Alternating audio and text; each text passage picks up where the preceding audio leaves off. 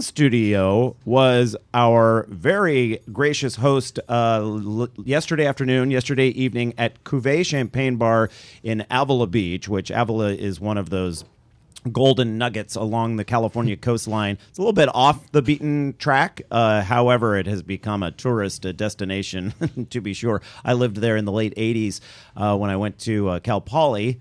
That was a big mistake when it comes to getting homework done. But it was back then. It was a kind of a salty fishing town with all sorts of characters, and it is nothing like that now. Now it's like right out of Disney. It's glammed up. It is glammed up. That is for sure.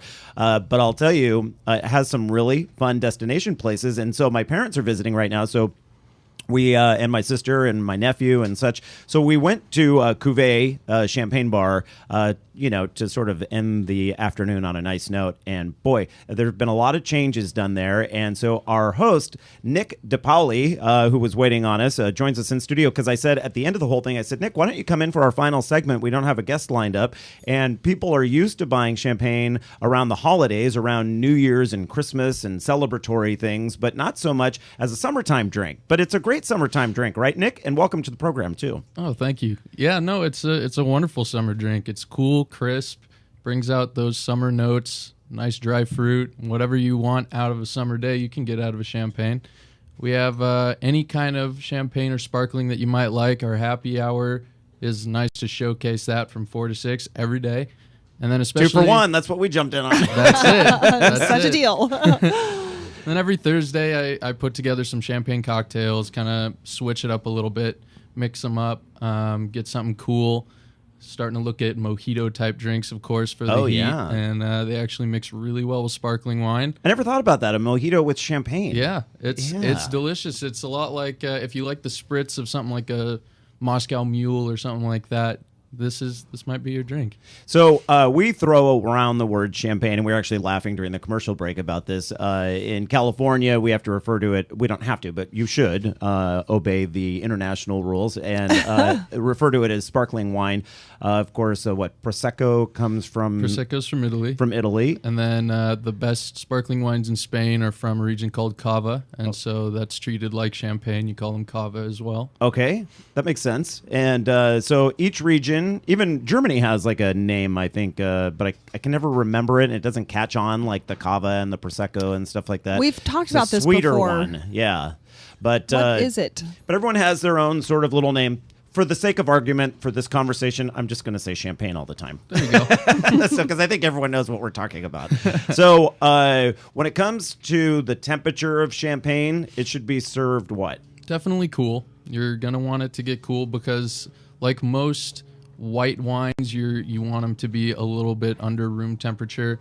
And for the sparkling, for the effervescence, and for all of the very light fruit flavors that you're going to get in it, those need to stay intact at a cooler temperature because if they get warm, they're just going to flatten out, and when you open it, it'll oxidize really quickly. And summertime, that's a good combo. Cool, absolutely, bubbly. That's why people drink beer in the summer. Yeah. And so when you think about it, it's the champagne of beers. That's Miller.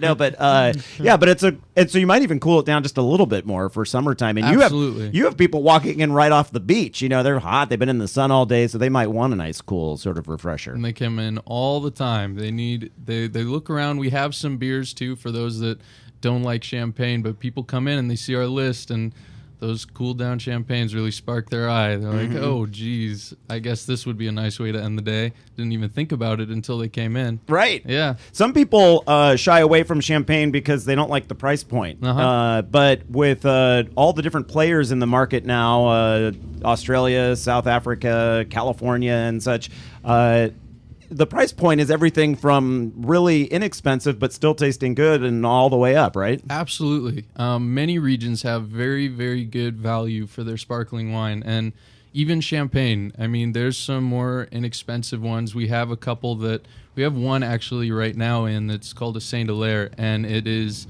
literally like within miles of the Champagne region, so it can't take its name. Oh, okay. But it's up to the same standards of production, and it actually surpasses most, and you're getting it at like a third of the price. Wow. Yeah. And what's the name of that one? Saint Hilaire. Is that what we were drinking last night? That's one of the ones that I gave you, actually, yes. That was the second half of your happy hour. And were you saying that you used to use it as your house? We did, yes. Yeah. I was going to ask you before I left. We ended up running and getting a fish taco really quickly, and so I never had a chance to say goodbye, but I was going to ask you again what it was called, because everyone at the table was really enjoying it. But if I remember correctly, price-wise, it's not a bank breaker. No, not at all. We had the Saint Hilaire, and you also had a Charles Dufer, and they're both French sparklings, and they're both very reasonable price-wise with just incredible palate. Very comparable to most champagnes. Patty, Randall. yeah, I was just going to pull you in.